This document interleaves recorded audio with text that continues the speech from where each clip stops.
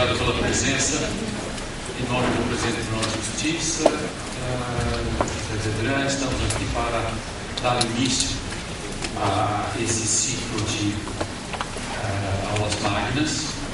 Eu tenho o prazer de contar com a professora doutorada Pellegrini Grinover para esta palestra aos senhores e senhoras.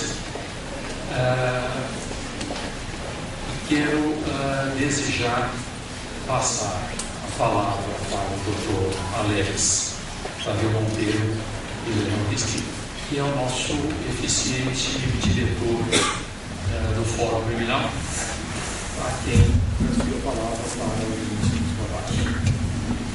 Bom dia a todos, senhoras e senhores.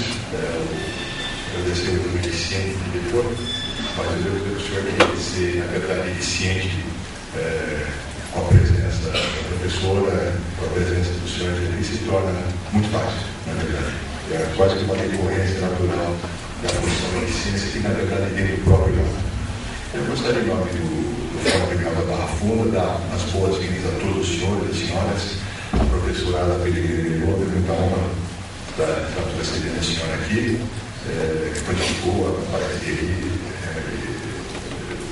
muito provavelmente, o Dr. Silvio Campos, nosso presidente da seção criminal da Justiça, o nosso presidente, Dr. Vedran, o Dr. Silvio Campos também presidente integrante do Conselho Superior de Magistratura, de Margarida Gavião, também nosso amigo, várias eventos desse fórum, inserido inclusive esse fórum em muitas oportunidades, até mesmo em visita com os seus alunos do Lago São Francisco, também sempre nos honrando muito, o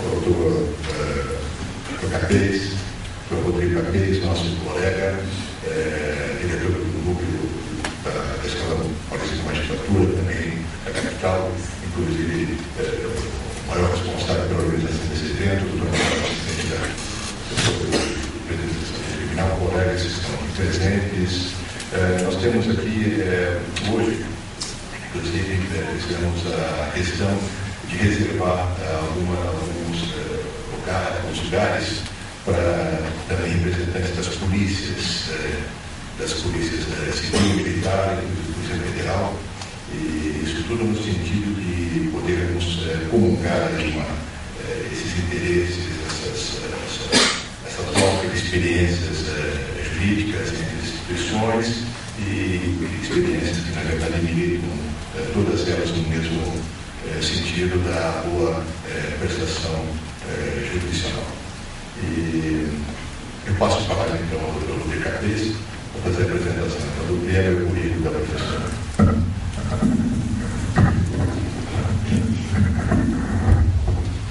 Dr. Silvio Campos, eminente presidente da seção criminal do Tribunal de Justiça, a pessoa de quem cumprimento todas as autoridades aqui presentes, eminente professora Ada Pellegrini, prezados colegas e servidores. Magno vem de grande, importante. Aula magna, portanto, significa uma aula grandiosa, uma aula importante. Aliás, magno é um qualificativo, é um epíteto. Lembremos de Alexandre Magno, que era Alexandre o Grande, não é? Carlos Magno, Carlos o Grande. E nós não poderíamos ter aqui uma autoridade que mais correspondesse a esse epíteto para esta aula magna. A nossa eminente professora Ada Pellegrini Grinover. É professora titular do Departamento de Processo da Faculdade de Direito da USP. Doutora honoris causa pela Universidade de Milão. Autora consagrada de diversas obras e palestrante também renomada. Cito apenas algumas obras que são referência na nossa literatura processual. Recursos do processo penal, nulidades do processo penal, Teoria Geral do Processo, uma obra preciosa, o processo de solenidade, eficácia e autoridade da sentença penal, tutela dos interesses difusos, o processo constitucional em marcha, novas tendências do direito processual, liberdades públicas em processo penal e, mais recentemente, controle jurisdicional de políticas públicas, processos coletivos, a civil law e common law, Então, é uma autoridade que transita com absoluta intimidade no processo penal e no processo civil, com igual profundidade. E também foi uma das pioneiras na doutrina da teoria geral do processo. Se nós podemos reputar o renomado Nelson Hungria como o príncipe dos penalistas, temos aqui diante de nós a rainha dos processualistas, professora Ada Pellegrini. Eu gostaria, antes de mais nada, de registrar aqui a presteza com a qual ela atendeu o nosso convite. Assim que eu entrei em contato com a professora, de imediato se dispôs a vir aqui, comungar os seus conhecimentos conosco, e já marcamos este dia. Uma grande honra para nós. O tema de hoje: investigação criminal e direitos fundamentais de investigar. Desde logo já coloco duas perguntas. A busca pela eficiência do processo implica na negação do garantismo? A afirmação do garantismo, que é um modelo normativo de proteção do indivíduo, de imposição de limites à atuação estatal, conduz à ineficiência da persecução penal? Seriam conceitos excludentes a eficiência do processo penal e o garantismo, ou seriam conceitos complementares? Gostaria de registrar que esta aula está sendo transmitida ao vivo, online, pela intranet, para os magistrados do interior, e que os demais que não tiverem acesso à transmissão online poderão acessar o conteúdo desta aula no site da APAMAGES, que é aberto a todos. Gostaria de registrar também para os senhores servidores e magistrados que o certificado de comparecimento, de presença a esta palestra, estará disponível pela intranet no link das aulas mágicas. E que para as demais autoridades aqui presentes, oficiais da Polícia Militar, eu agradeço, aos delegados de Polícia Civil, delegados de Polícia Federal, esses certificados serão encaminhados por e-mail. E finalmente, para não mais me delongar, cometendo já um furto de uso, da palavra da professora Ada Pellegrini, mas aqui está o eminente desembargador Ciro Campos para me conceder um habeas corpus por fato atípico, Gostaria só de lembrar que Piero Calamandrei, no famoso Eles, os juízes, vistos por nós, os advogados, ele tem a seguinte frase, porque a aula que a professora ministrará aqui servirá muito para embasar os nossos conhecimentos e a nossa atuação. Ele diz lá o seguinte, em uma das partes do seu capítulo: o advogado deve sugerir de forma muito discreta ao juiz os argumentos que lhe deem razão, de tal modo que este fique convencido de os ter encontrado por conta própria. Sem mais delongas, agradecendo a presença de todos, eu passo desde logo a palavra à professora Ada Pellegrini. Muito obrigado a todos pelo comparecimento e peço desde logo uma salva de palmas para a nossa palestrante.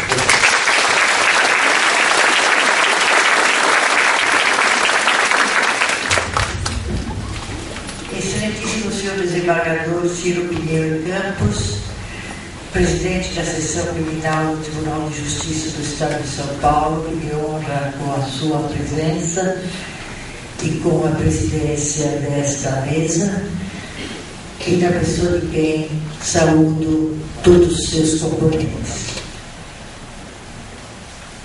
Doutor Rodrigo Capês, juiz de direito assessor da vice-presidência do Tribunal de Justiça de São Paulo e coordenador da escola,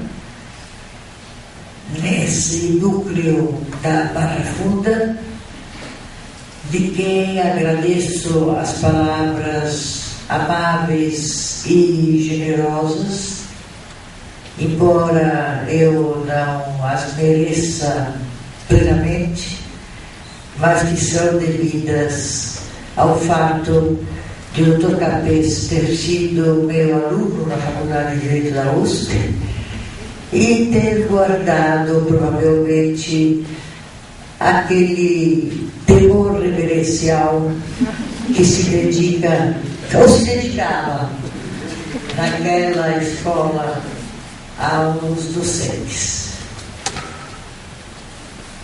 Senhores juízes, senhores membros do Ministério Público, policiais federais, civis e militares, servidores do Tribunal, senhoras e senhores. Respondendo imediatamente à pergunta desafiadora do Dr. Cabeças, eu devo dizer que, na minha visão, eficiência e garantismo no processo penal são valores que não se excluem, mas se complementam. Ou seja, nós temos que buscar a eficiência, mas respeitando o garantismo. E isso porque a investigação e a luta contra a criminalidade devem ser conduzidas de uma certa maneira, de acordo com um rito determinado, na observância de regras pré-estabelecidas.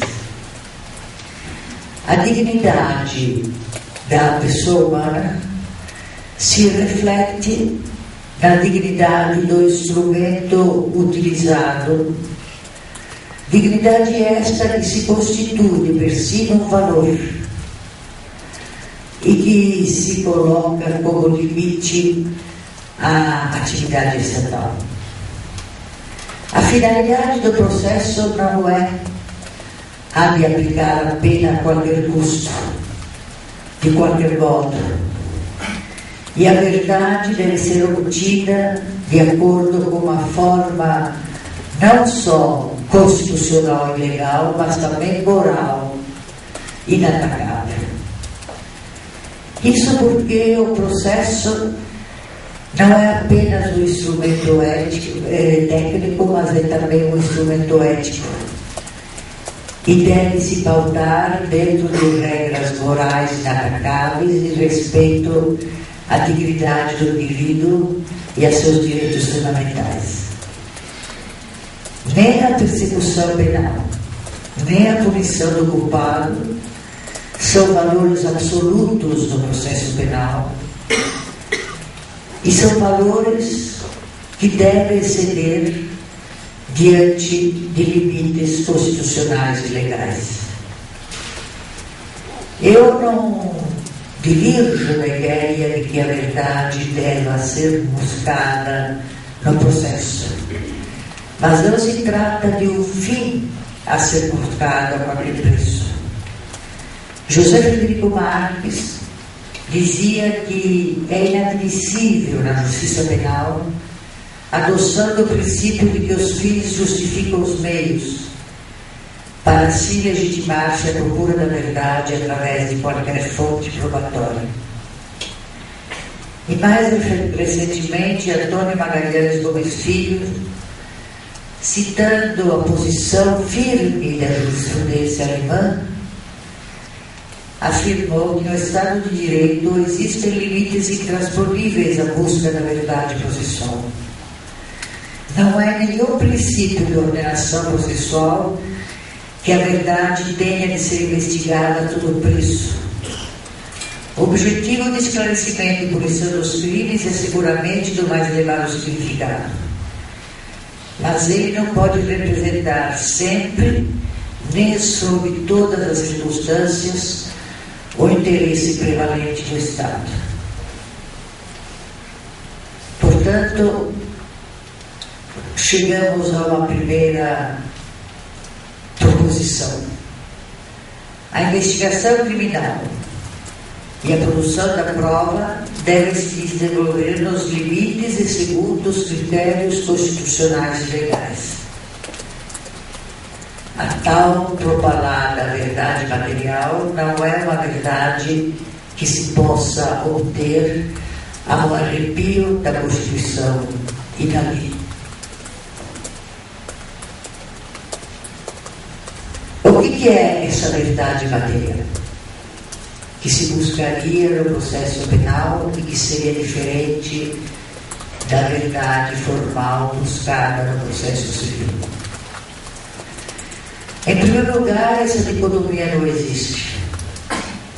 Por porque há também no processo civil a possibilidade de tutela de direitos fundamentais, e para essa tutela também deve-se buscar uma verdade material. Mas a verdade material significa uma verdade processual e que se caracteriza no duplo sentido, como ensina Jorge Figueiredo Dias, autor português. Uma verdade subtraída à influência das partes e que a acusação e defesa, através de seu comportamento processual, possam exercer sobre essa verdade. E também o de uma verdade que não seja absoluta ou ontológica, mas que seja, antes de tudo, uma verdade judicial, prática, e, sobretudo, não uma verdade obtida a qualquer custo, mas processualmente e constitucionalmente válida. E para que seja constitucionalmente e legalmente válida, essa verdade possui limites expressos em regras que purificam o material probatório que o juiz irá valorar. E um destes filtros é a vedação das provas obtidas por meios ilícitos, de que passaremos a falar logo mais. No campo da prova ilícita, nós adentramos exatamente na prova que infringe, obtida ou produzida, infringindo valores constitucionais. Ou seja, o tema da prova ilícita ubica-se juridicamente na definição da relação entre o ilícito e o inadmissível no procedimento probatório e, sob o ponto de vista da política legislativa, na encruzilhada entre a busca da verdade em defesa da sociedade e o respeito a direitos fundamentais que se podem ver afetados por essa investigação.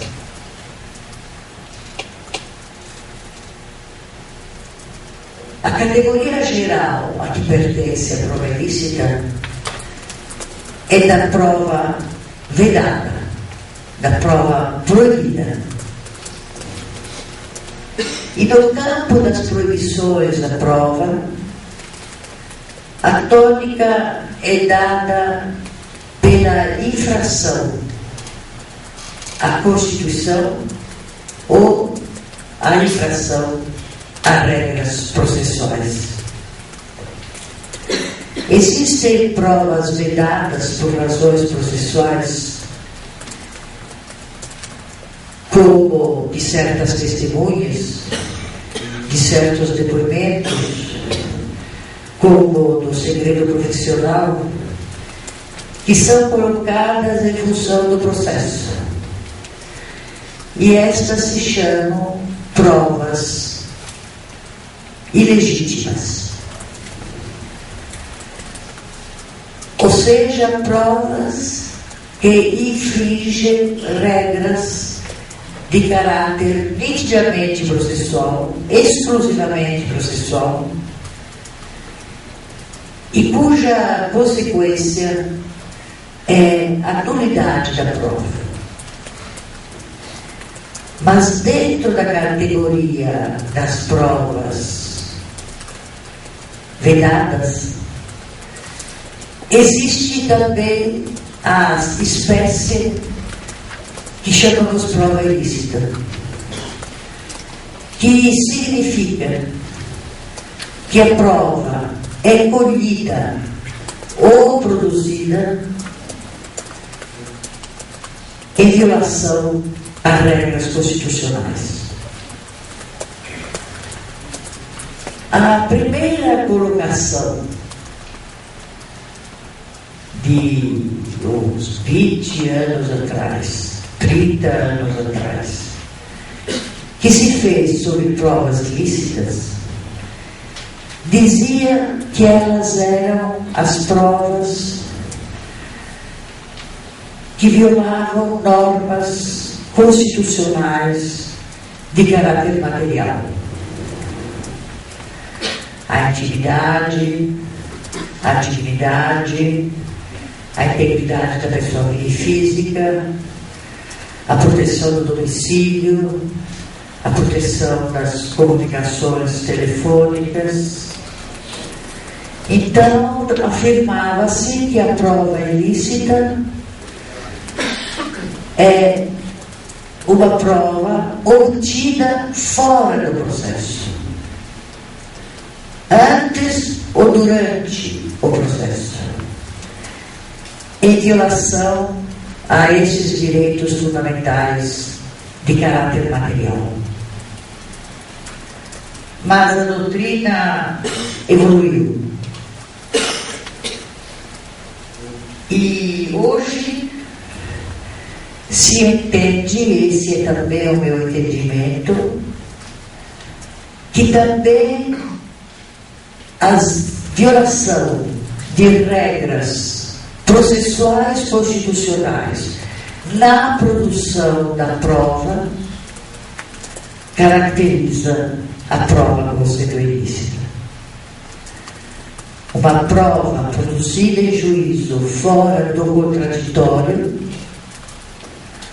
portanto não anterior, não colhida anteriormente ao processo, mas diretamente no processo, também infringe norma constitucional e também é caracterizada como prova ilícita. Teresa Armentadeu, uma autora espanhola muito sagaz, contemporânea, que várias vezes veio ao Brasil e a eventos internacionais para manifestar sua posição sobre a prova ilícita, disse que, apesar de ter havido até agora uma tendência geral a restringir o conceito de prova ilícita aos supostos de vulneração de direitos materiais constitucionais, hoje se entende que também direitos processuais constitucionais violados caracterizam a prova ilícita. E o artigo 11 da Lei Orgânica do Poder Judicial Espanhol prevê que não surtirão efeito as provas obtidas violando os direitos ou liberdades fundamentais. E Miranda Estrampa, outro autor espanhol, diz que violação de direitos ou liberdades fundamentais significa também garantias processuais. Violação a garantias processuais. E afirma expressamente: a vulneração de direitos fundamentais pode ter lugar não só no momento da obtenção da fonte de prova, mas também no momento de incorporação e produção do processo. Dentro destas últimas se encontram as provas em cuja prática não se tenha respeitado as garantias constitucionais da contradição, oralidade, publicidade e mediação impostas pelo artigo 24.2 da Constituição Espanhola e conectada com o direito fundamental da presunção de inocência. e é categórico.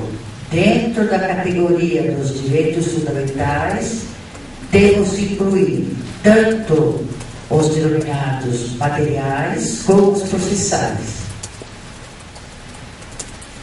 A doutrina argentina segue a mesma orientação, como explica Carlos Eduard, e não há por que deixar de aplicar o mesmo conceito em face do ordenamento jurídico nacional. Então, o que eu quero dizer que na doutrina moderna processual penal houve o alargamento do que se entendia por prova ilícita como vulnerando direitos materiais constitucionais, dignidade humana, sigilo das comunicações, inviolabilidade do domicílio, inexistência de pressões no interrogatório, tortura, mas houve uma obrigação para também se considerar ilícita a prova que infringe garantias constitucionais processuais como o contraditório. Isso é importante de se dizer, porque eu vou dar alguns exemplos em que tenho conhecimento direto da atuação de órgãos de persecução penal ou de juízes que violaram a garantia do contraditório, daí resultando uma prova ilícita.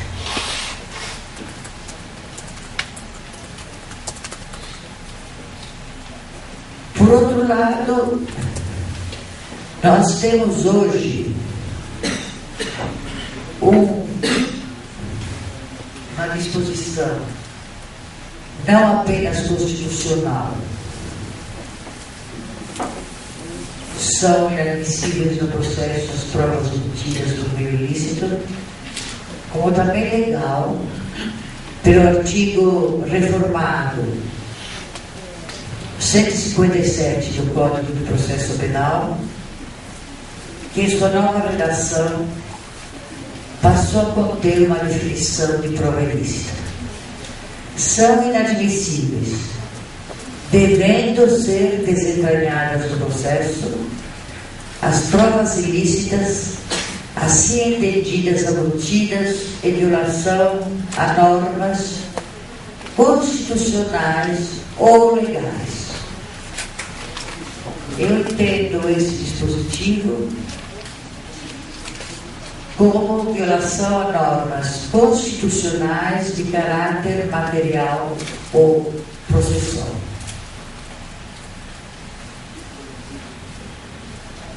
Uma outra consequência da caracterização da prova como ilícita é a da contaminação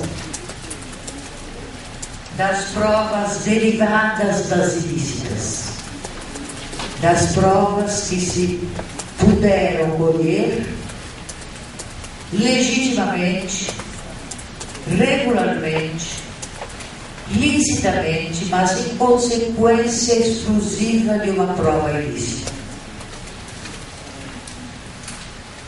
Ou seja, a ilicitude originária da prova projeta-se sobre qualquer outra prova derivada da prova ilícita. Estamos no campo das chamadas provas ilícitas derivadas, ou por derivação.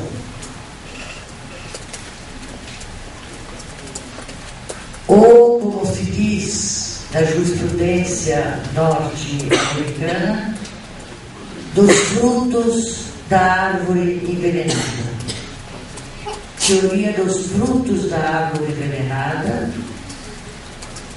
que faz com que as provas derivadas das ilícitas, conquanto possam ser lícitas em si mesmo, também fiquem contaminadas pelo vício da ilicitude.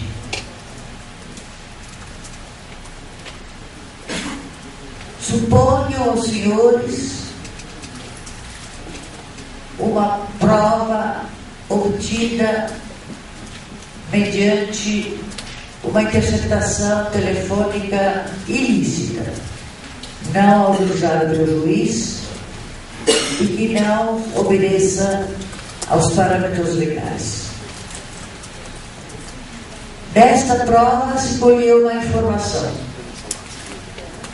a respeito, por exemplo, do local onde está sendo armazenada a droga. A partir dessa informação, prova ilícita, a polícia, mediante mandado judicial, portanto uma prova em si mesma seria ilícita, encontra a droga. Mas o fato de ter encontrado a droga naquele local liga-se exclusivamente à informação obtida por prova ilícita. E, portanto, essa segunda prova, apesar do mandado judicial, é ilícita por derivação. O artigo 157, parágrafo único do Código de Processo Penal, também exclui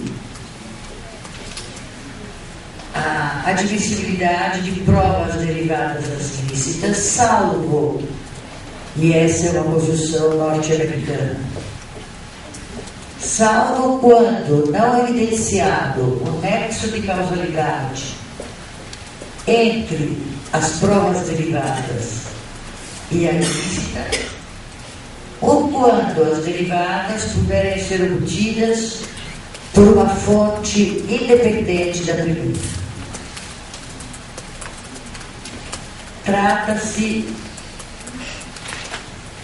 da possibilidade de admitir a prova ilícita por uma fonte independente, por uma informação que não seja somente aquela da prova ilícita.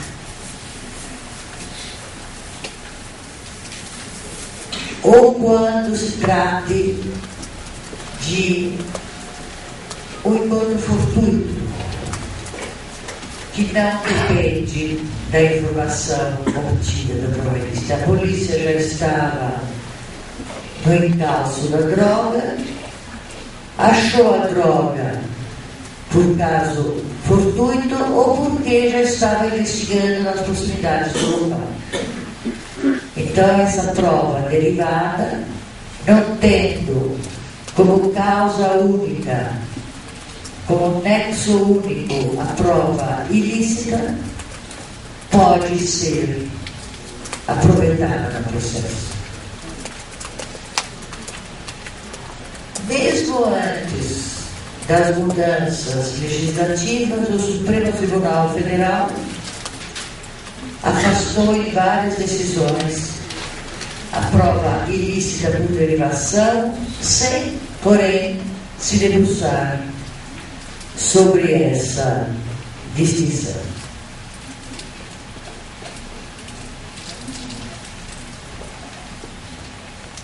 Existe uma tendência a um temperamento da proibição da prova ilícita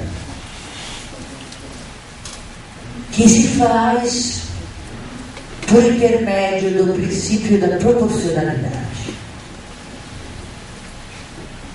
Ou seja,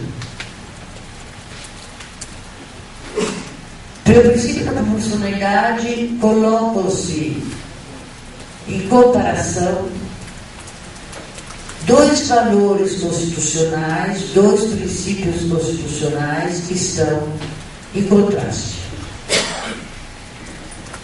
No campo das provas ilícitas, por exemplo, digamos uma interceptação telefônica não autorizada, nós teríamos, de um lado, o direito fundamental do indivíduo investigado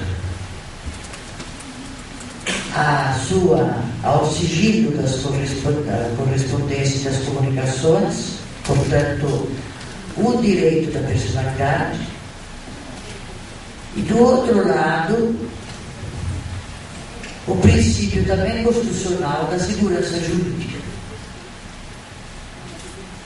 que está também no caput do artigo 5º da Constituição. Segurança física e jurídica. Muito bem. Então, suponhamos que por essa interceptação telefônica ilícita se tenham informações de um ato de terrorismo em curso, que está fazendo com que um grupo terrorista esteja se dirigindo ao local populoso para explodir um carro-bomba. Então nós teríamos aí o contraste entre o valor, dignidade humana, direito fundamental do acusado, e do outro lado, o problema de segurança muito grave. Essa prova, obtida ilicitamente, pode se fazer valer no processo, pelo princípio da proporcionalidade, diante da aferição do juiz, dos dois valores em contraste e da escolha, por proporcionalidade estrita, de um deles para ser tutelado. A jurisprudência alemã diz que sim, aceita o princípio da proporcionalidade para admitir e valorar no processo a prova conquanto ilícita. Os nossos tribunais raramente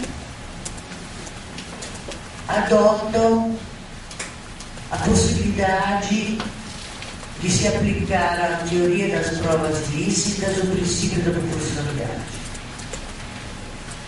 O Supremo Tribunal Federal não se manifestou sobre esta matéria ainda. E o Código de Processo Penal não quis tomar uma posição nesta matéria. Está no Brasil em evolução, não havendo uma doutrina que tenha se pacificado a respeito desse tema. A teoria é sugestiva, mas evidentemente pode levar a abusos, porque o princípio da proporcionalidade estrita, subprincípio do princípio da proporcionalidade, pelo qual cabe ao juiz, no caso concreto, decidir qual é o valor que merece maior proteção, é um critério subjetivo. Que, por exemplo, na Alemanha, onde é aplicado, já levou a abusos do judiciário que permitiu prova ilícita em casos de somenos importância,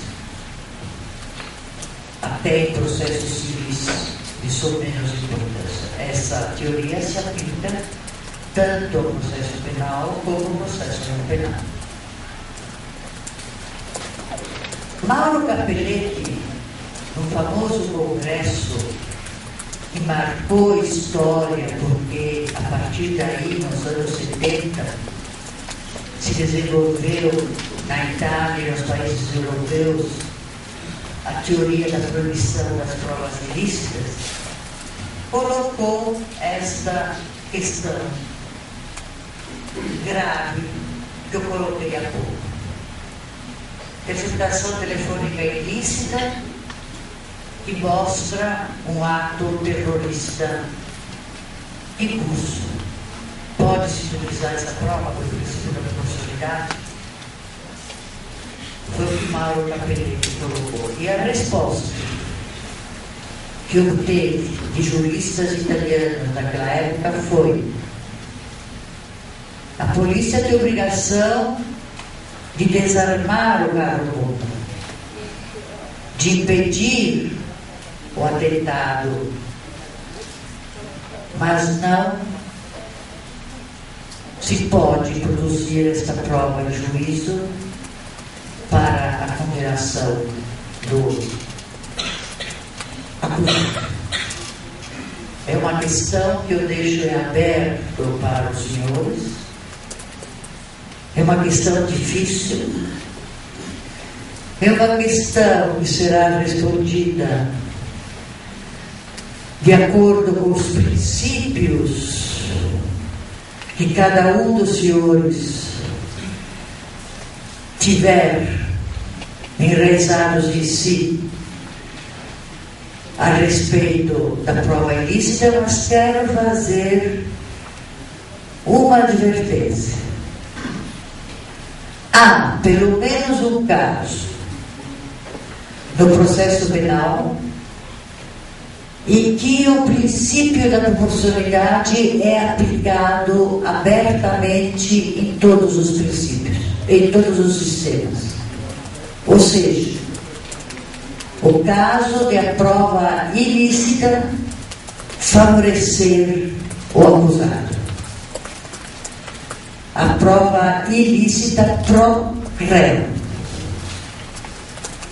Admite-se em juízo essa prova ilícita. Isso é tranquilo e pacífico em todos os países que adotam a teoria da proibição da prova ilícita. E eu pergunto, o que é isso, se não a aplicação do princípio da proporcionalidade? Ali se colocam em confronto a vulneração da intimidade, da violação do domicílio, da segurança do domicílio, etc., com outros valores que são os valores de liberdade, de defesa do acusado.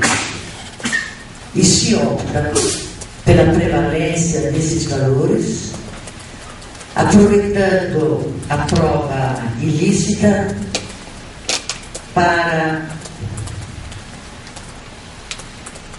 favorecer a posição do réu. Uma outra premissa que eu quero colocar, para depois passar a alguns casos concretos, é que o órgão da persecução penal, seja a polícia, seja o Ministério Público quando investiga, e aqui eu não vou entrar na questão da possibilidade ou não do Ministério Público investigar criminalmente, substituindo-se a polícia. É apenas de passagem eu vou dizer que eu entendo que o problema se coloca no Brasil por uma questão de defesa institucional, seja por parte da Polícia Judiciária, seja por parte do Ministério Público. O ideal seria que o Ministério Público pudesse investigar em colaboração com a polícia. Mas há casos em que o Ministério Público do Brasil está levando assim a investigação.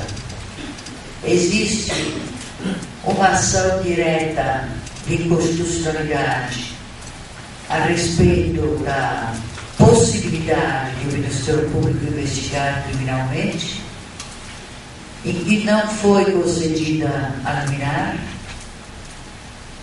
mas paralelamente existe julgamento, pelo menos conheço um, de turmas, que decidindo habeas corpus, impetrados, pedindo a nulidade da investigação por ter sido conduzida pelo Ministério Público, a posição da turma, pelo voto da ministra Helen Grassi, foi no sentido de que é válida a investigação pelo Ministério Público. Pessoalmente, eu entendo que o Ministério Público poderia investigar, dependendo da existência de uma lei que fixasse os parâmetros e os limites dessa investigação e que garantisse ao investigado os direitos fundamentais. Mas não é essa a questão.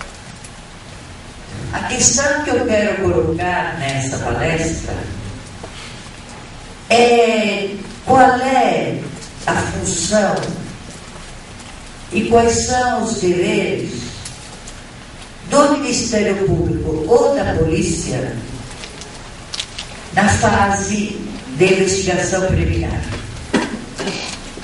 Ambos não atuam por interesse pessoal, mas em nome do Estado e no interesse da coletividade.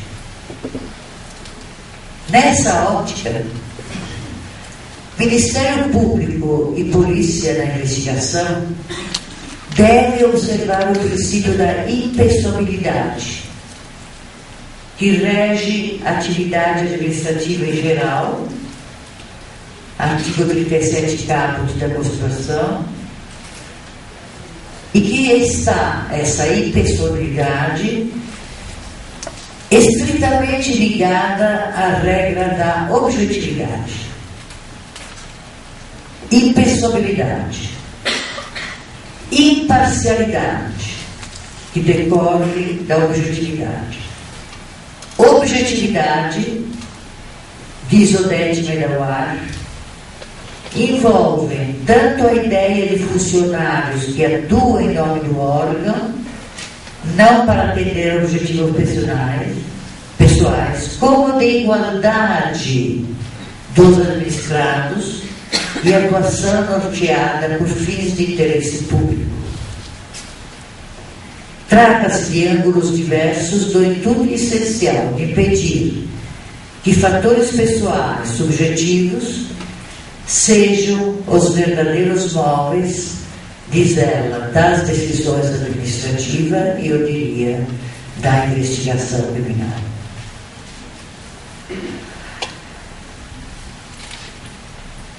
Jorge Figueiredo Guia, em Portugal, onde a investigação criminal é conduzida pelo Ministério Público, diz que o principal conteúdo de sentido que se retira da caracterização do Ministério Público como órgão da justiça é, assim, a sua incondicional submissão aos valores da descoberta da verdade e realização da justiça, daqui decorrendo a exigência de que todas as suas intervenções no processo penal ou na investigação obedeça a critérios de estrita objetividade jurídica. Aliás, não é por outra razão que diversos ordenamentos jurídicos modernos que colocam a investigação sob o controle do Ministério Público prevêem que ele tem a obrigação de indagar tanto as fontes de prova que possam prejudicar o investigado, quanto as que lhe beneficiem, demonstrando a sua inocência. Artigos do Código de Processo Penal italiano, do Código de Processo Penal alemão, estabelecem que o Ministério Público, que investiga nesses dois países, não só deve investigar as circunstâncias de carga, mas também as que servem de descarga, e cuidar de procurar os elementos de prova, tanto contra como a favor da pessoa submetida às investigações. Colocadas essas premissas todas,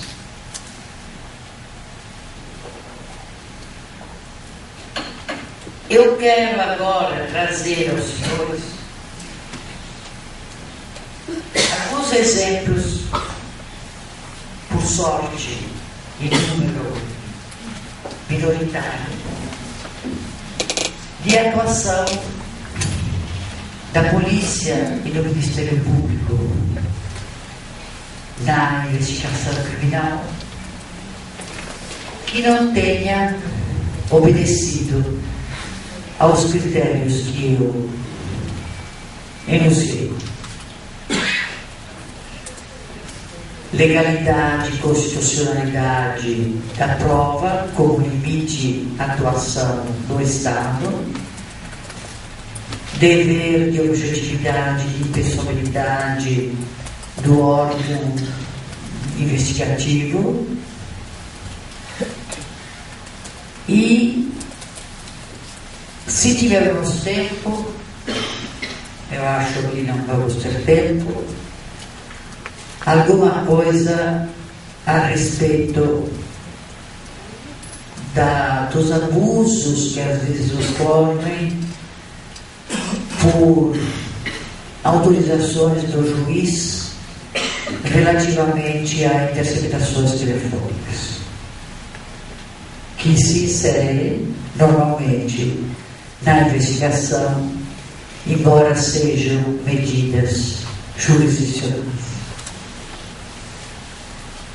Em primeiro lugar,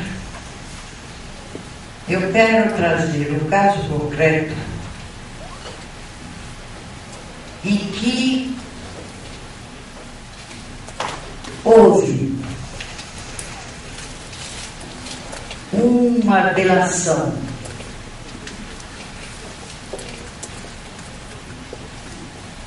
por parte de um de um co-investigado,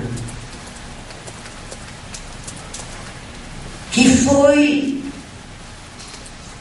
primeiro colhida pelo Ministério Público e depois, como se diz nos próprios autos, jurisdicionalizada através de um procedimento judicial que não tinha nenhuma forma pré-estabelecida perante o juiz. Ou seja, seria um caso de delação que poderia vir a ser premiado. Ocorre que o juiz antecipou, jurisdicionalizando a colheita desta fonte de prova durante a investigação, que se iniciou exatamente com a delação premiada, com a delação que poderia vir a ser premiada, e sem que fossem intimados desse procedimento os delatados e seus advogados. Ou seja, fora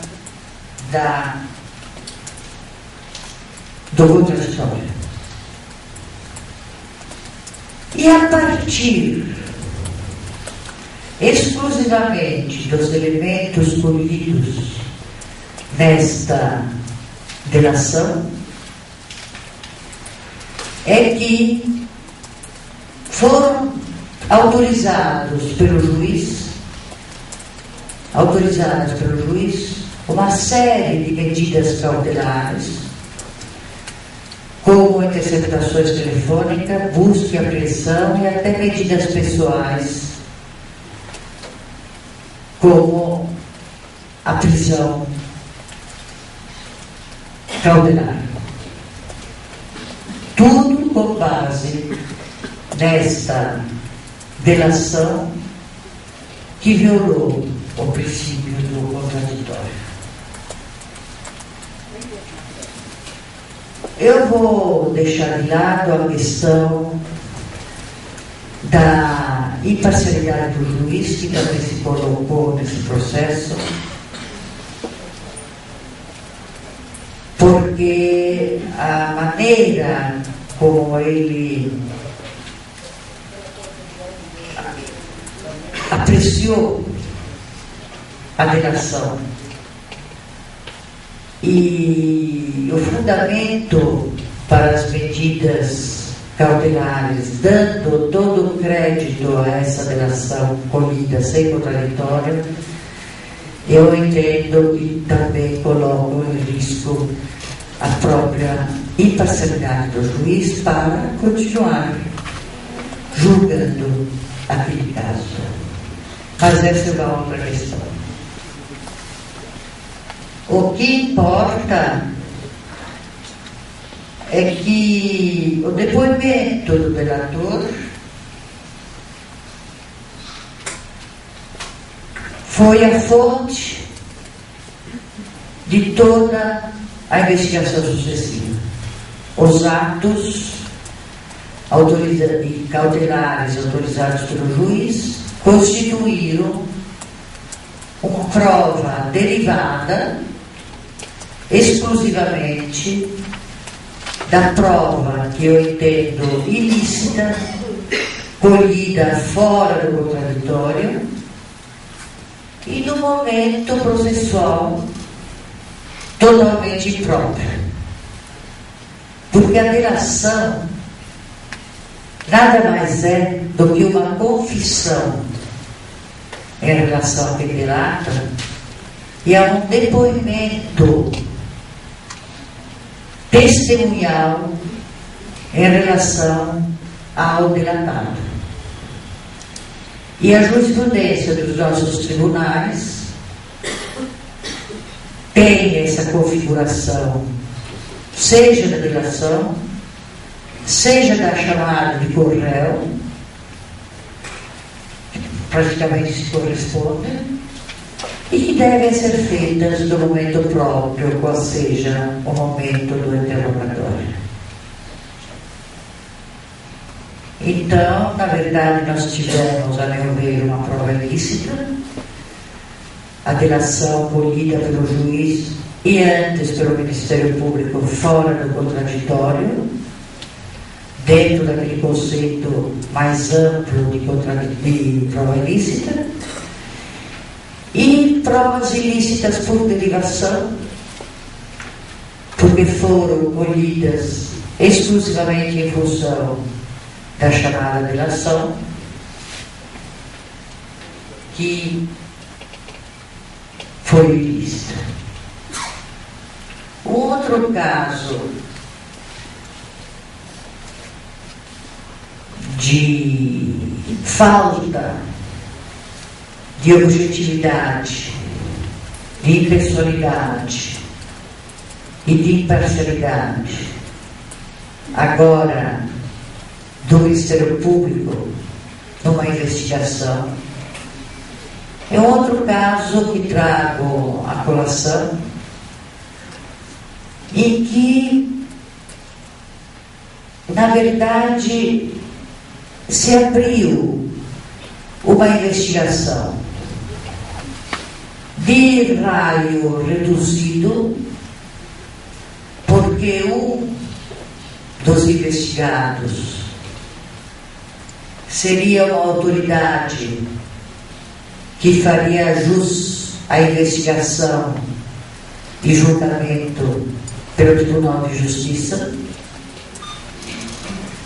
quando, na verdade, o Ministério Público investigou no plano do Ministério Público de primeiro grau, sem autorização do Tribunal, e, portanto, a investigação foi conduzida perante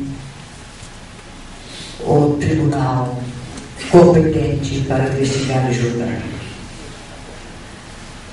E todo o procedimento do Ministério Público, nesse caso, foi exatamente no sentido de investigar subrepticiamente a autoridade para fugir da justiça de segundo grau. Ora, em primeiro lugar, há vários indícios desse procedimento, porque, por exemplo, a interceptação telefônica não foi requerida em relação à autoridade, mas à secretária dele. De modo que todas as conversas da autoridade com a secretária acabaram sendo interceptadas. Por outro lado, o próprio Ministério Público enviou à Câmara Legislativa, à Câmara Municipal,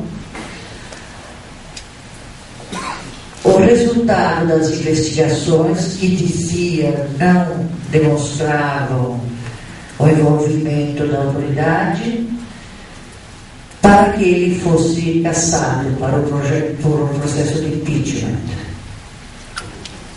E esta documentação, que o Ministério Público dizia que não envolvia a autoridade, acabou sendo a única produzida e houve a cassação da autoridade.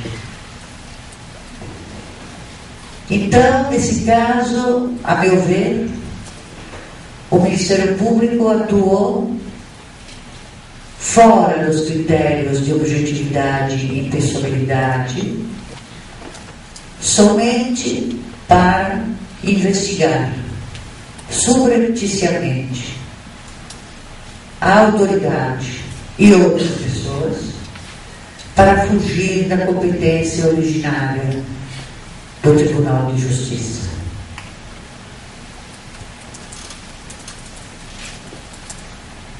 Um outro caso que eu queria trazer à consideração dos senhores é o caso que já foi julgado pelo Superior Tribunal de Justiça e que, da Operação Satyagraha, em que a Agência Brasileira de Inteligência, a ABI, investigou, mediante 70 agentes, como está demonstrado nos autos, sem ter qualquer função prevista na Constituição, na lei, para investigar e apurar infrações penais, substituindo-se a investigação pela polícia ou pelo Ministério Público, embora houvesse a participação de alguns policiais.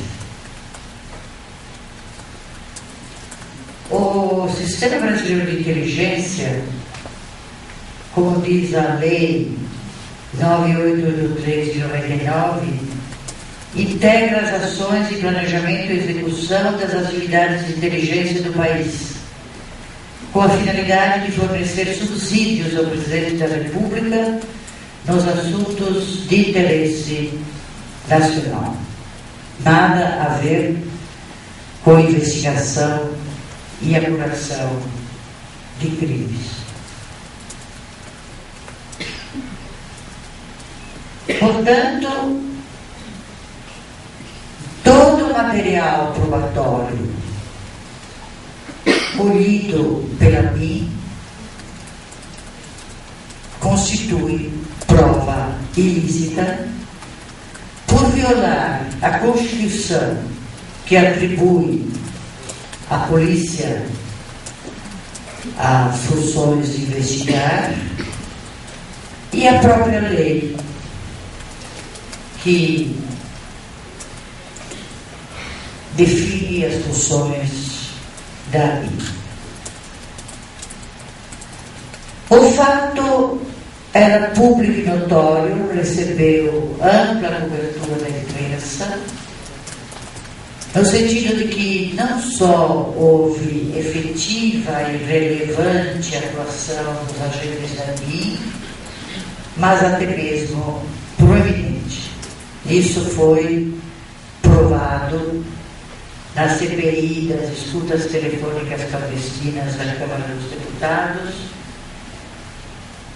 numa conversa gravada entre os deputados e os investigados dessa comissão parlamentar de inquérito.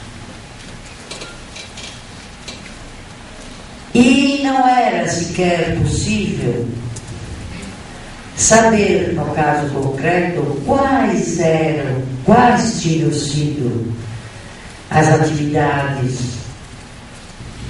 praticadas pelos agentes da BIM, que seriam ilícitas, das praticadas pela polícia, que seriam ilícitas.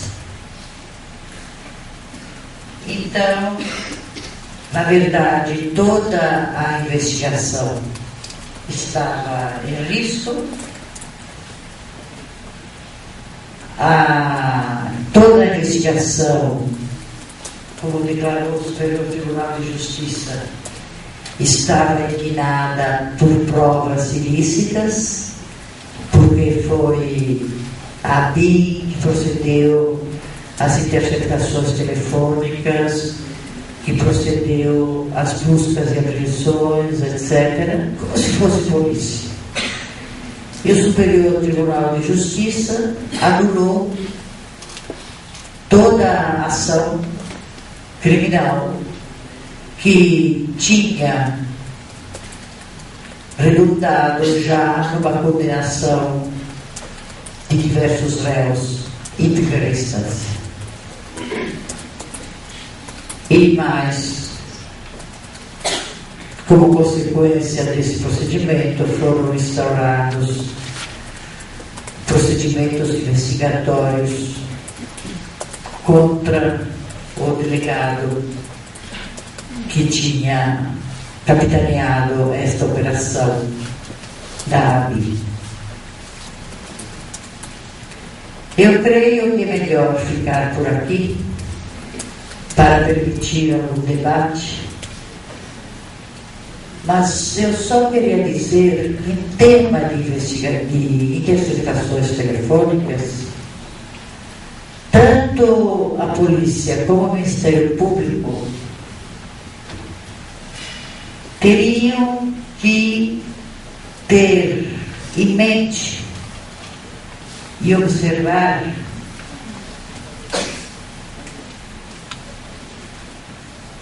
as exigências da Constituição e da lei para o requerimento da interceptação telefônica. Não vamos falar da autorização, que já é uma questão que escapa à investigação criminal.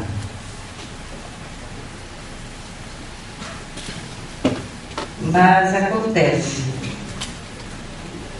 que a Lei 9.296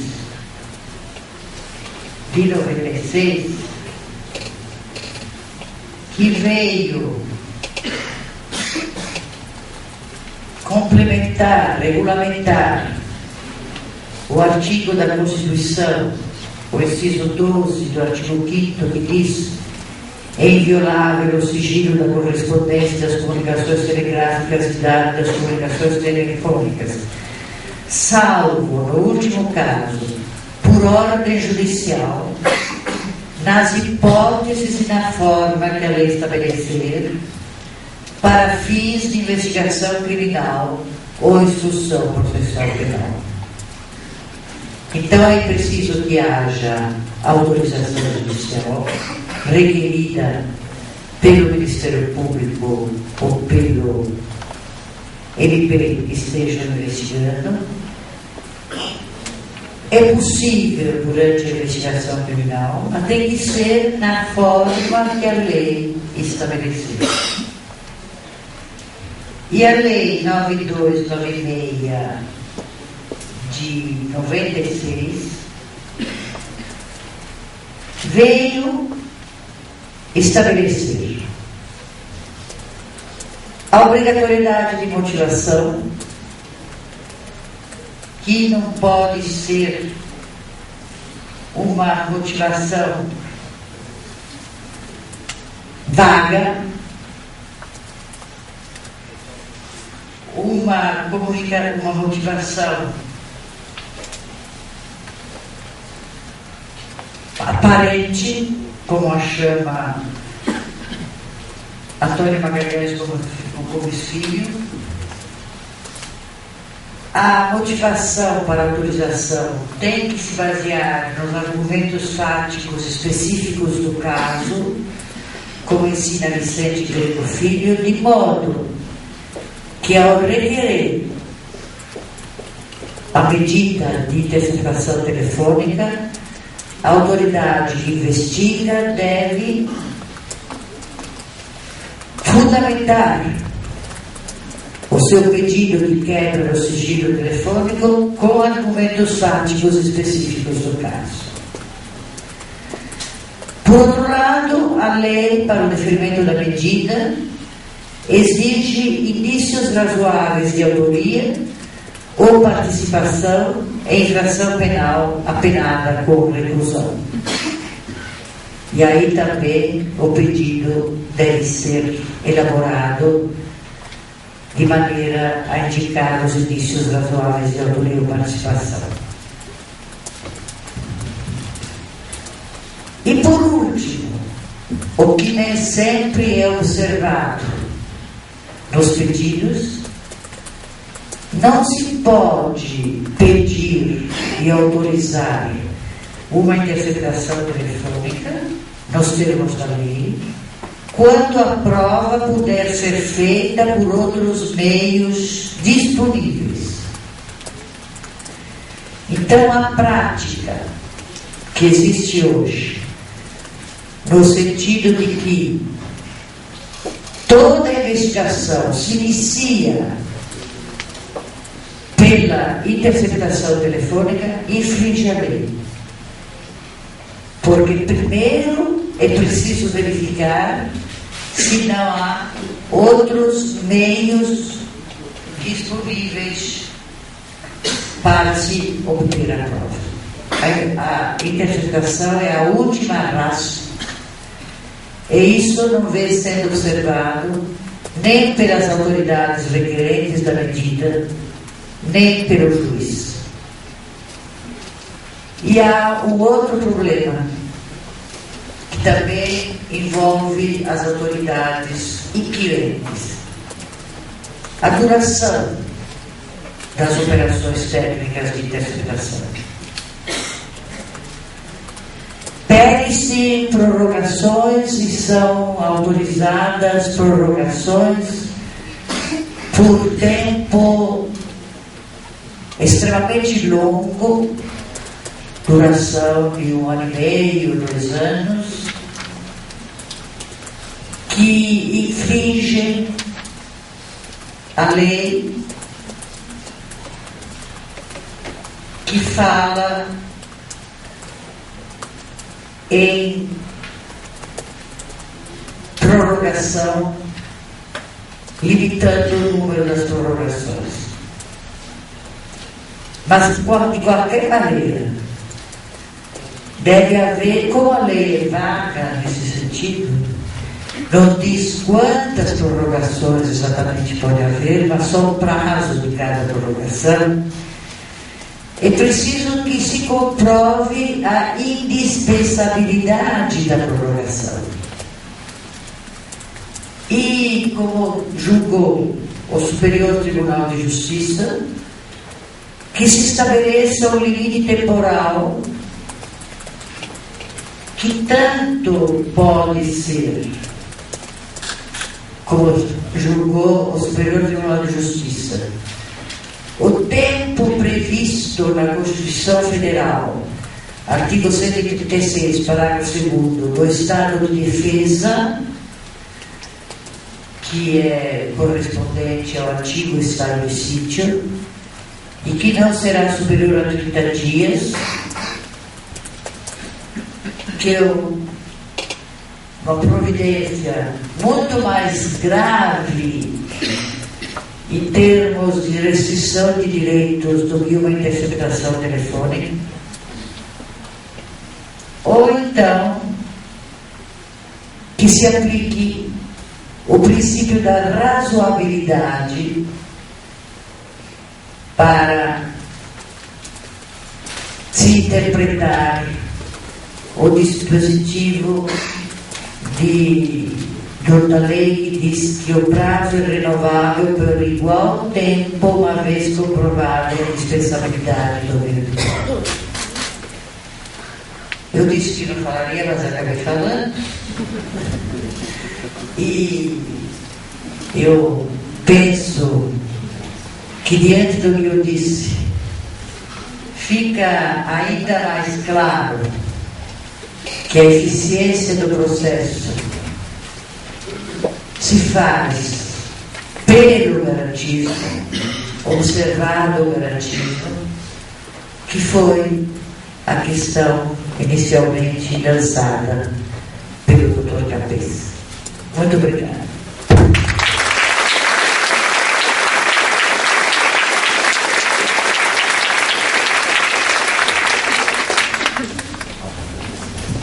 Professora, eu gostaria de aproveitar o ensejo para parabenizá-la por essa palestra maravilhosa, por essa aula magna, e colocar duas questões que eu reputo fundamentais, acho, no âmbito da investigação. Uma primeira questão: a senhora foi orientadora de uma tese de doutorado no direito de não se autoincriminar, privilégio contra a autoincriminação, a questão envolvendo as provas invasivas. Por exemplo, a coleta de sangue, a revelia da vontade do investigado. Salvo engano, na Alemanha essa coleta é permitida. Nos Estados Unidos também é permitida, porque lá, salvo engano também, o privilégio contra a autoincriminação diz mais respeito à manifestação do pensamento, né? Ele não está obrigado a dizer coisas que o incriminem, mas não o isenta, o investigado, do ônus de submeter a determinados procedimentos. Salvo engano, na Itália, a Corte Constitucional disse que faltava uma lei que o autorizasse, mas deixou-se em aberto essa possibilidade. Então, alguns sistemas obrigam o investigado a se submeter a esta prova invasiva. Outros sistemas possibilitam que ele se recuse, mas criminalizam a recusa. Então, se o sujeito se recusa, constitui-se um crime ao todo, né? Não se submeter àquela prova. Eu gostaria de saber a posição da senhora em relação a esse tema, se, diante dessa multiplicidade de visões nos ordenamentos jurídicos, se seria admissível uma lei no nosso ordenamento jurídico que obrigasse o investigado a se submeter a uma prova invasiva como essa. Muito obrigada pelo questionamento, Dr. Rodrigo. No Brasil prevalece a postura doutrinária e jurisprudencial de que no direito a não se autoincriminar existem diversas facetas. A primeira faceta é a do direito ao silêncio no depoimento. A segunda faceta é exatamente a possibilidade de recusa, de se submeter a provas invasivas. O direito a não se autoincriminar, na verdade, não está expresso na Constituição brasileira. Mas a Constituição brasileira é integrada pelo Pacto de São José da Costa Rica, que o prevê. E hoje o Supremo Tribunal Federal considera que os tratados de direitos humanos, como é o Pacto de São José da Costa Rica, não mais integram, como o Supremo entendia, o ordenamento brasileiro na hierarquia de lei, mas diante de duas posições de ministros, ou com valor supralegal, ou até com valor constitucional. Então, no Brasil, esse direito a não se autoincriminar tem compreendido a recusa a se submeter a procedimentos invasivos. Ou até mais, eu diria num outro aspecto, a não se poder exigir a colaboração da pessoa para a colheita de uma prova que possa incriminar. Assim, por exemplo, o bafômetro pode ser recusado, não porque seja invasivo, mas porque é o meio de produção de prova contra o suspeito de embriaguez a que ele não tem obrigação de se submeter. Penas para esse procedimento, a meu ver, não deve haver no plano penal. Porque se trata de um direito a pessoa não se autoincriminar, não pode haver sanções para o exercício desse direito. E tanto os pactos internacionais como a doutrina e a jurisprudência entendem que se trata de direito. Pode haver outras sanções que não a sanção penal. A sanção administrativa, não propriamente pela recusa, mas pelo fato de haver, por exemplo, no caso do bafômetro, indícios de que a pessoa esteja realmente embriagada, então pode incorrer ou uma espécie de exame de corpo de delito indireto pelo testemunho de pessoas que ali se encontrem, aí pode surgir a perseguição penal, que está prevista também na lei que instituiu esse controle, ou então penas administrativas, como a multa, cassação, habilitação, etc. Mas, enfim, respondendo, a posição do Brasil é a seguinte: existe o direito de não se autoincriminar no sistema, mais amplo do que o direito ao silêncio, que compreende como espécies o direito ao silêncio e o direito, existe o direito a não se autoincriminar, que compreende o direito ao silêncio, o direito a não se submeter a meios invasivos e o direito a não fazer prova propriamente contra si mesmo. E aí, meios invasivos ou não invasivos não são utilizáveis no nosso ordenamento quando sirvam de elementos para a criminalização do investimento.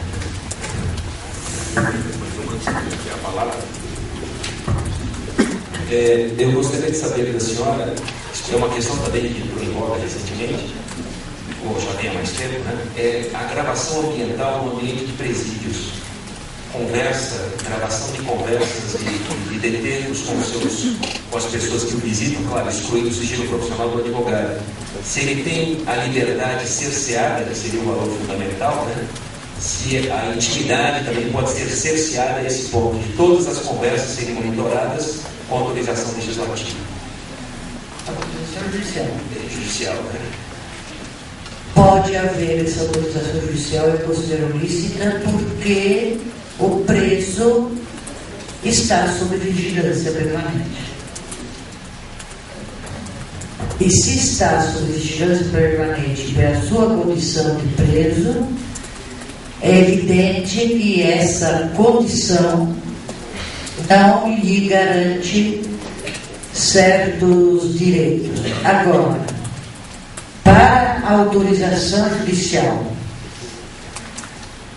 dessas gravações ambientais, deve haver um pedido específico motivado e o juiz deve motivar a sua decisão. Ou seja, não é algo que se possa pedir e autorizar genericamente para todos os presos. Eu peço, a autoridade prisional, no caso, peço com relação a um determinado preso, porque há indícios de que essa conversa envolverá problema de quadrilha, de crime organizado, etc., até por intermédio de um familiar. Porque a pessoa pode se servir de um familiar para mandar recados para o grupo que ele organiza dentro da cadeia. Então, embora a interceptação mental não seja uma interceptação telefônica, eu entendo, e essa é uma grave deficiência da lei que não prevê, que a autorização para a gravação entre presentes ambiental deve se submeter às mesmas regras que regem a autorização à interceptação telefônica. Uma lei que já estabelecesse essa autorização para todo e qualquer... Não, aí seria inconstitucional. Deve ser motivado e deve ser especificado.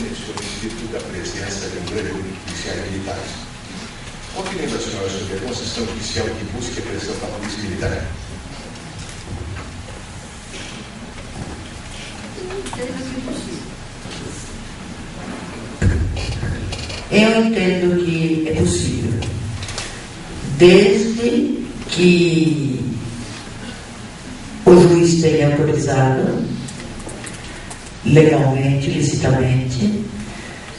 Acho que o órgão executor não precisa ser necessariamente a Polícia Judicial Civil. Teria talvez um problema de se saber a quem competiria o pedido de mandado de busca e apreensão. Talvez aí o pedido tivesse que ser feito pela autoridade policial encarregada da investigação. Mas a execução do mandado, eu acho que pode ser perfeitamente atribuída à Polícia Militar. Qual é a sua opinião?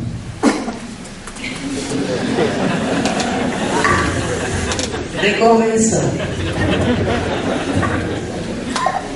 Na verdade, conforme nós estávamos conversando com a senhora um pouquinho antes de essas palestras, existem no nosso dia a dia, principalmente a testa como estou do órgão do tipo, e como ele é basicamente todos esses casos criminais na capital, uma série de dificuldades que nos colocam diante de uma certa posição delicada em relação ao mandamento abstrato, legal, e com relação às necessidades efetivas. Eu menciono para a senhora que o tipo tem conhecido, inclusive, de pedidos de busca e apreensão da Polícia Militar feitos pela própria Polícia Militar com base em material de cognição do seu serviço de inteligência. Então, tão logo, apenas com a observação, com a determinação que tão logo cumprida essa diligência, seja imediatamente apresentada à autoridade policial.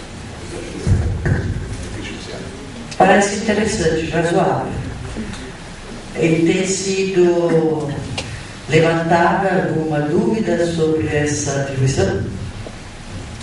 Existe um questionamento, na verdade existe, claro, um posicionamento da Polícia Judiciária bastante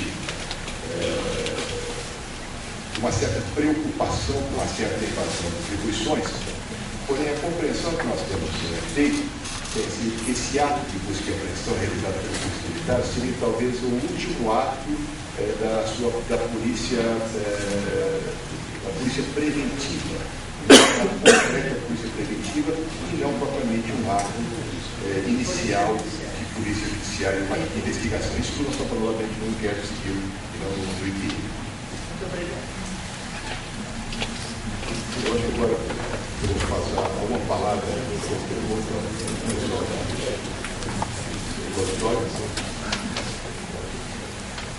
Na verdade, pessoal, essas aulas magnas, elas têm como destinatário essencial justamente os nossos servidores. Justamente por isso nós precisamos estimular o nosso pessoal a participar, porque o evento, essencialmente, ele é para vocês. Professor, muito bom dia.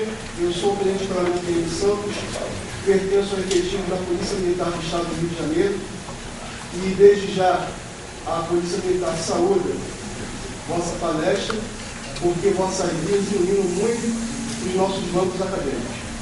Foi uma honra e satisfação para mim participar e ouvir vossas palavras. Professora, os prognósticos relativos ao Código de Processo Penal no tocante aos investigados são muito positivos e observamos que esses ventos eles não têm tocado de maneira bastante incitante o Código de Processo Penal militar. Gostaria de vossas observações a respeito disso, porque o investigado ele pode surgir logicamente nos dois campos. E não vemos uma inclinação muito positiva do nosso legislador nesse sentido. Só teria algumas observações a respeito.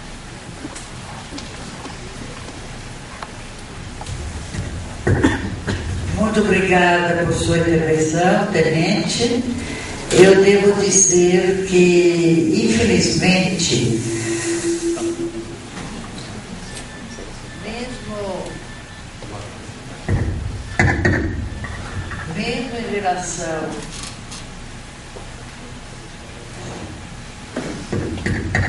mesmo em relação ao Código de Processo Penal, os trabalhos legislativos estão parados. Está se dando preferência à tramitação do Código de Processo Civil, do projeto do Código de Processo Civil, porque há uma disposição do regimento do Poder Legislativo que dois códigos não podem se tramitar ao mesmo perante a mesma Câmara dos Deputados ou Senado. E com relação ao Código de Processo Penal Militar, eu não ouvi absolutamente nada em termos de propostas legislativas. Infelizmente, no nosso país, apesar de algumas leis que reformaram o Código de Processo Penal de 41, infelizmente, no nosso país, parece que a questão penal e processual penal não interessa tanto ao legislador como interessam as reformas do processo civil, que, embora não se restrinja a matérias econômicas, tem em seu bojo principalmente matérias econômicas. Não posso lhe dar, então, tenente, nenhuma informação a respeito de movimentos que surjam quanto à modificação do Código de Processo Penal Militar. Infelizmente, não conheço e acho que vai ser necessário um bom tempo para, eventualmente, se proceder a alguma reforma nesse campo. Também acontece que os especialistas em processo penal militar nesse país são em número menor. E de parte deles não conheço nenhuma iniciativa nesse sentido.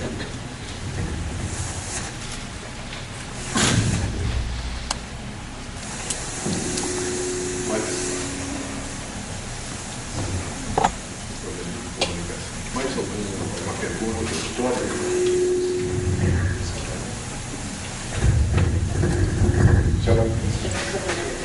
Olha, professor, eu vou aproveitar então a oportunidade aqui, mais alguns minutinhos aqui, porque a regulamentação dessa máquina deve demorar até meio de 15, porque os servidores depois eles têm uma rotina a cumprir e assumir.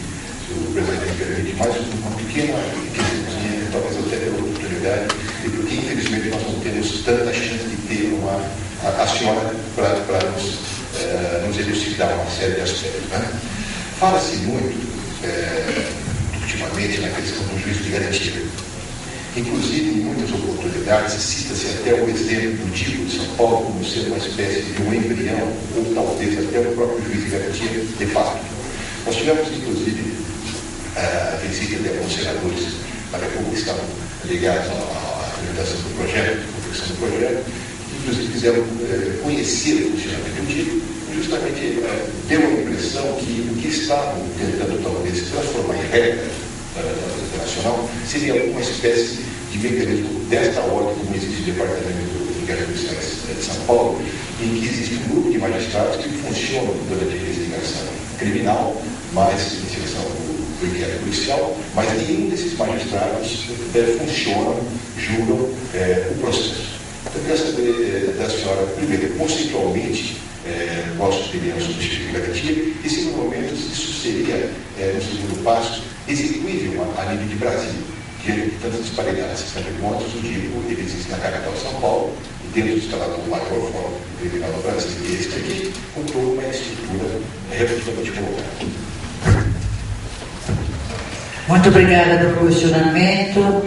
Eu sou totalmente a favor da existência do juiz de garantias, porque entendo que o juiz que autoriza medidas cautelares durante a investigação não pode ser o mesmo que julga a causa, o mérito, porque ele está já de alguma maneira comprometido com a ideia de que existem indícios de autoria e prova do crime, tanto que para isso pode autorizar medidas cautelares. Muitas vezes, como eu mostrei até no caso da delação, o juiz da investigação que autoriza as medidas cautelares avança, já prejulgando, e de qualquer maneira ele já tem a convicção de que a medida cautelar é cabível, portanto o fumus boni iuris está presente, e a meu ver isso compromete a sua imparcialidade para conduzir o processo e proferir a sentença de mérito. Aliás, o juiz de garantias não é uma invenção do nosso projeto. Ele existe no ordenamento italiano como giudice dell'indagine preliminari, existe no ordenamento da Alemanha e da Áustria. Na França não, porque eles ainda têm o juizado de instrução, mas de qualquer maneira o juiz de instrução, não combato com a ideia do juizado de instrução, mas o juiz de instrução francês não julga a causa, de modo que a tendência é esta. Em termos de DIPO, eu diria que ele pode se caracterizar como um embrião do juiz de garantias, desde que o juiz de garantias tenha poderes e competência para determinar medidas cautelares, que eu acho que não é o que ocorre com o juiz do DIPO. Ou é assim? Então, claro que é já um modelo para o Brasil. Mas o juiz do DIPO é que autoriza a medida cautelar. E outro juiz, naturalmente, depois vai julgar a causa. A competência do DIPO termina com o oferecimento de perfeito. Como nós queremos que seja no projeto, o projeto termina com o recebimento da denúncia. Eu acho que já compromete o juiz de garantias, mas com o oferecimento da denúncia está perfeito. Agora, quanto à implantação do Instituto no Brasil como um todo, eu acho que haverá sim dificuldades práticas. Nas pequenas comarcas, em que há apenas um juiz monocrático e o substituto não existe às vezes ou aparece só de vez em quando, vai haver necessidade de uma implementação de organização judiciária. É verdade que o projeto prevê que onde houver apenas o juiz, não haverá função de juiz de garantias, mas isso quebra a igualdade. Quebra a igualdade porque em alguns casos o acusado terá o direito ao juiz de garantias e ao não envolvimento por parte do juiz da causa, que outro não terá. Então, eu entendo que toda reforma processual, e nesse caso o estabelecimento do juiz de garantias, envolve a necessidade de uma reforma organizacional. E o Estado vai ter que fazer isso. Não me assustam tanto os argumentos orçamentários, porque se passar a lei, o Estado brasileiro, em todos os seus estados, e no Distrito Federal, e na Justiça Federal, vai ter que se preocupar com colocar em cada comarca ou instituição judiciária, ao lado do juiz de mérito, um juiz de garantias. O problema é que nas comarcas pequenas, em que o único juiz exerce todas as funções para processos civis, criminais, trabalhistas, etc., mas é um problema organizacional que, se a lei passar, o Estado brasileiro como um todo vai ter que enfrentar.